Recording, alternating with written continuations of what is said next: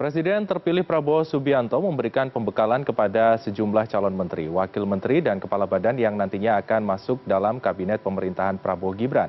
Mereka yang diminta hadir sudah berdatangan sejak pagi ini tadi. Sudah ada koresponden CNN Indonesia, Teddy Zuhari, di kediaman Prabowo di Hambalang, Bogor, Jawa Barat. Halo, selamat siang Teddy, bagaimana jalannya pembekalan hari ini? Apa saja materi yang menjadi pokok sorotan penting yang akan diterima oleh para calon menteri dan wakilnya, Teddy?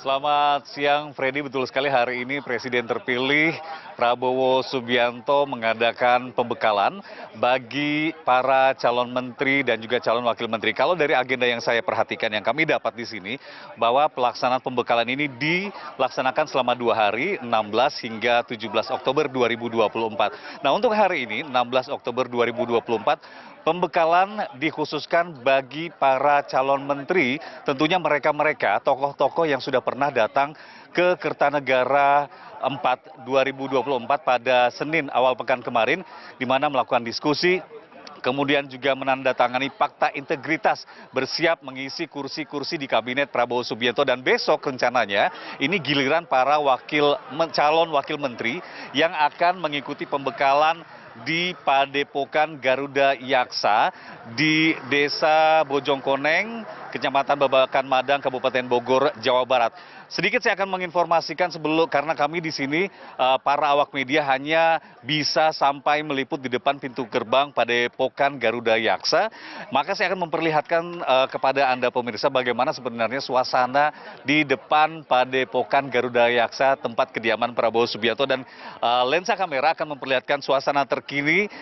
Kalau dibahas mengenai suasana sekarang, ini cukup terik, suasana matahari, panas juga, dan karena kami tidak bisa meliput ke dalam ruangan karena pembekalan bersifat tertutup, tidak bisa diliput oleh para media. Ini adalah suasana di depan Padepokan Garuda Yaksa, di mana kami seluruh awak media menunggu update informasi yang akan disampaikan dari dalam pembekalan.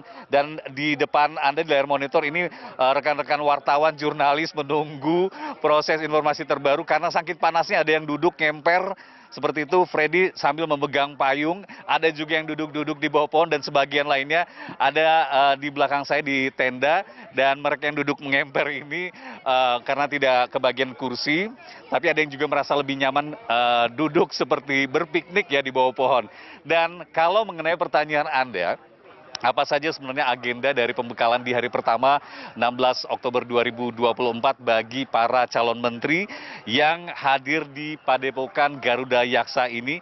Kalau melihat dari informasi yang kami terima, bahwa hari ini sekitar ada 6 agenda pembekalan yang akan tadi pada pukul 8 tepat ini dibuka langsung oleh Presiden terpilih Prabowo Subianto. Kemudian pada jam 19.15 tadi ini ada introduction atau pengenalan dari salah seorang motivator internasional dengan nama Riyaz.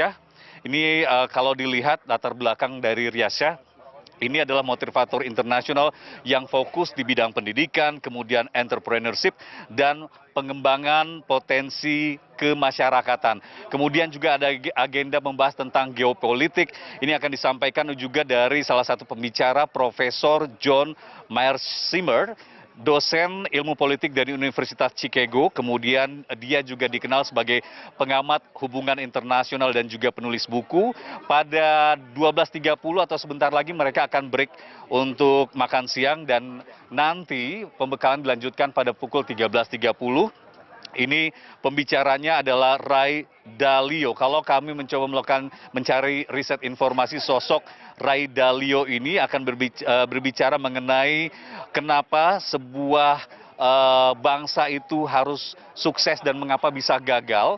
Itu adalah materi yang akan disampaikan. Kemudian pada pukul 16 ini adalah topik yang dibahas bagaimana bisa meningkatkan 2 kali lipat GDP dari sebuah negara dalam 10 tahun.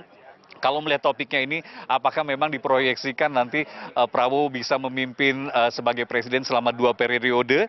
Kemudian pukul 6 sore nanti, ini ada sesi momen mengajukan pertanyaan obrolan santai dipandu oleh Simiriti Irani dan Ana Moraru. Kalau melihat latar belakangnya ini adalah pakar media dan komunikasi. Itu yang bisa saya sampaikan. Dan kalau juga melihat topik besar dari pembahasan pembekalan di hari pertama ini, ada 3 topik utama yang saya dapatkan informasinya mengenai connecting as a new team.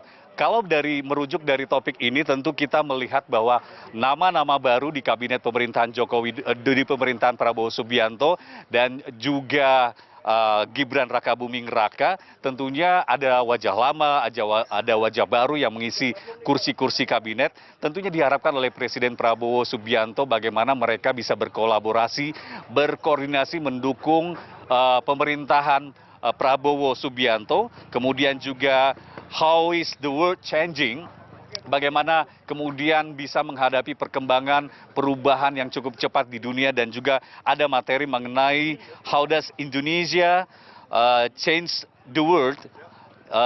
Bagaimana Indonesia bisa berubah, apalagi kita tahu proyeksi pemerintah bisa mencapai program Indonesia Emas di tahun 2045.